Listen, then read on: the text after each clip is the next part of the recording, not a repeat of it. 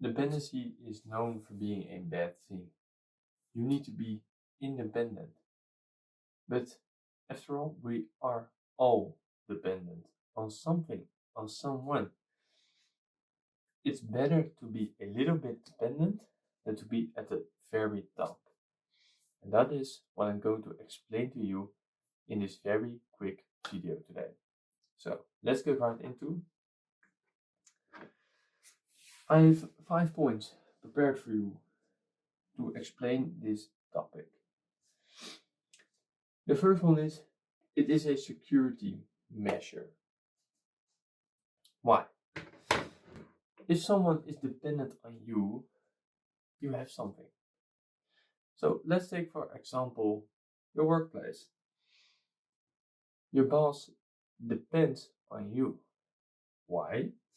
If you have a unique skill, a unique ability that someone does not commonly have, so it's not just out of 100 people, 80 people have that skill. No, it's out of 100 people, maybe 0.1% of the skill.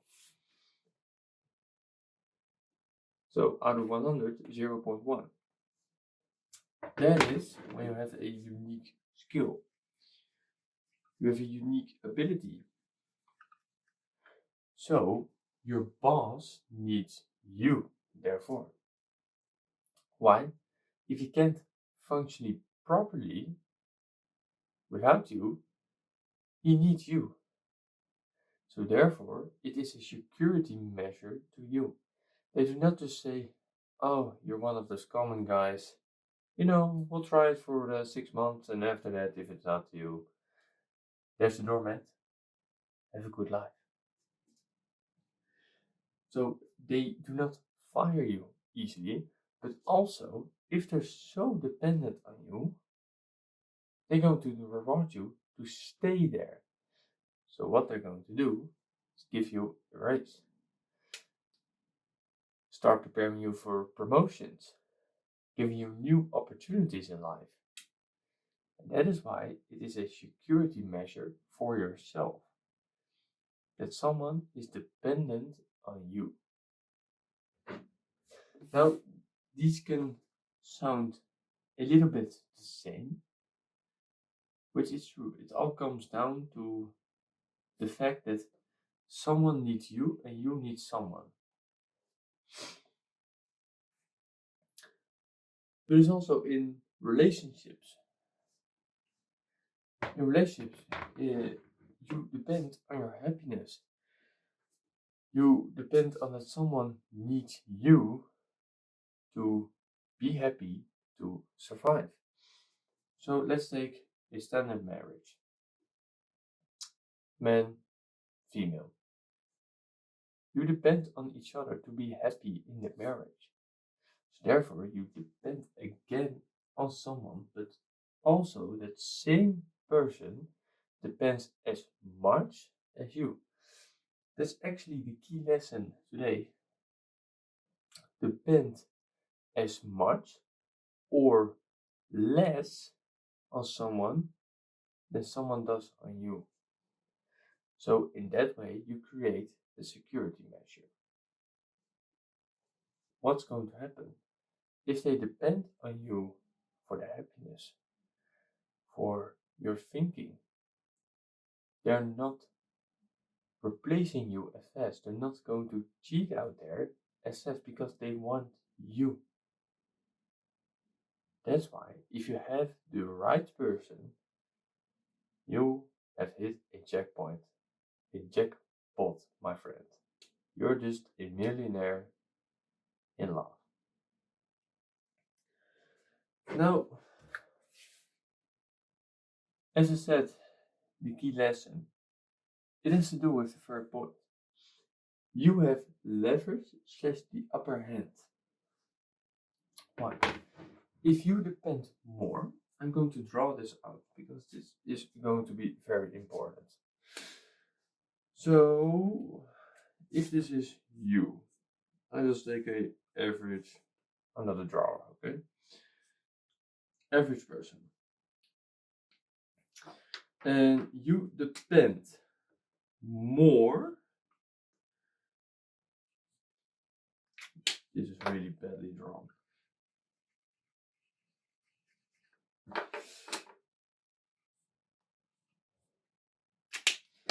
More or less.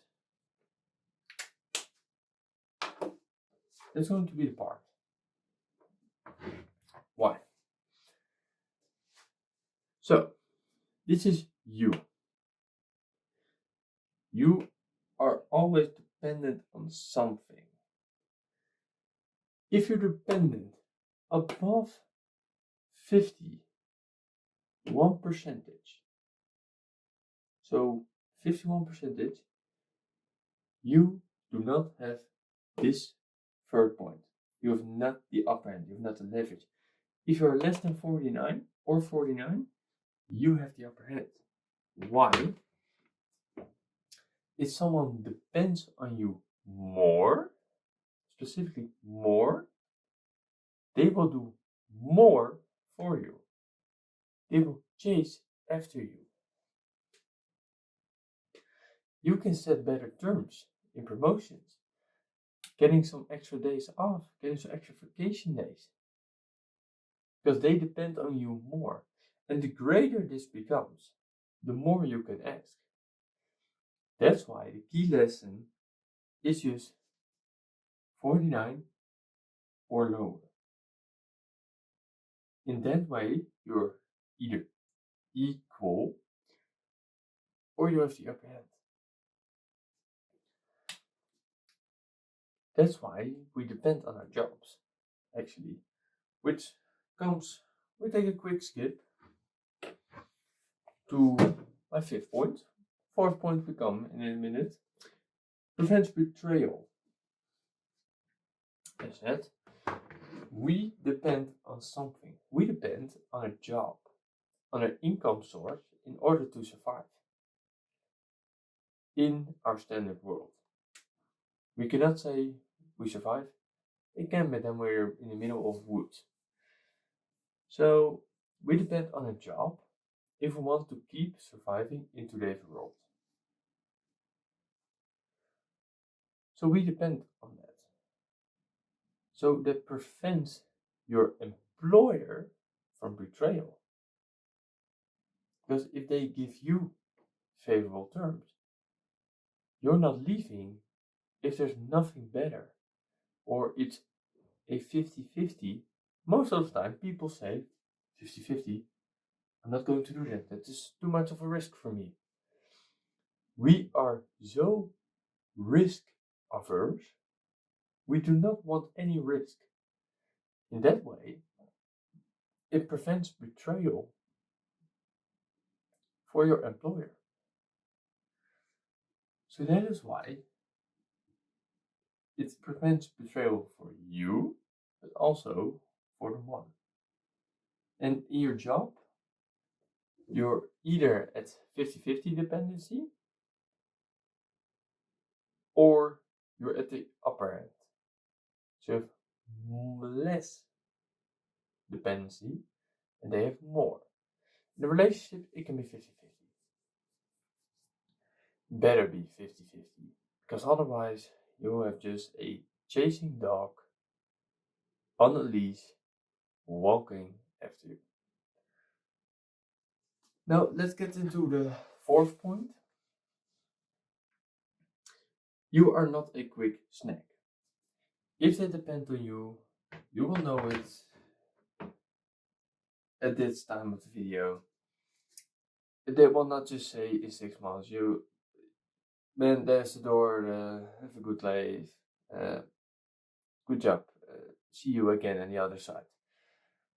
They're not saying that because they need you.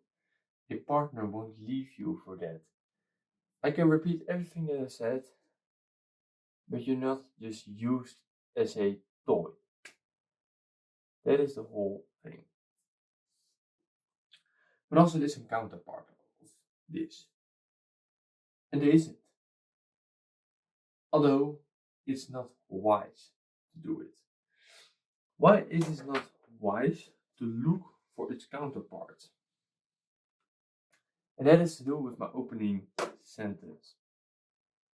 It's better to be dependent a little bit than to be on top. If you are on top of the class, you have to deal with the immense pressure of people banding together, preparing a large attack, hatred, not even comments that are not true. If you cannot handle that, if you cannot handle to be the best, only then you should be a little bit dependent. And it's not wrong to be a bit dependent, only they do not need to get you in their upper hand. If you're just that walking dog on a leash and they can just say, I have you here, do this, you're killed, my friend. You're done. So that's why it's better to be a little bit dependent than to deal with the immense pressure. Only a handful of men can do that, which are the biggest business owners, biggest politicians. Only they can handle those pressures. But if you're not born for that, just do not even try it. Be a bit above, but do not exceed in miles.